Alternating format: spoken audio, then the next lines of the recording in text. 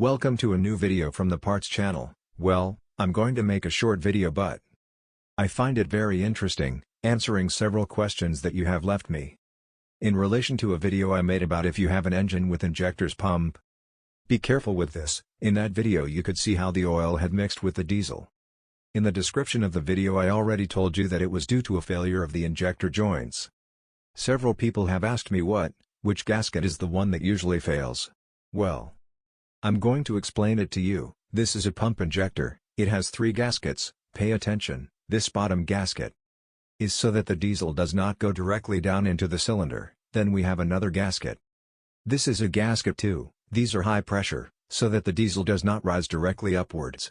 And then we have this other gasket, which is so that the excess diesel, does not mix with the lubricating oil of the engine. This is the gasket that usually fails. Look, in engines that have pump injectors, you know that the diesel reaches the injector through the cylinder head. There you see all these holes it has, through those holes the diesel inside the injector, but the diesel that is not consumed, the surplus, would go to this other part. Look, I am going to show you, the diesel would remain there. You see that hole that it has? Well, the excess diesel would pass through there, so the gasket on the right is, as I said, the one you see there. It's the high pressure gasket.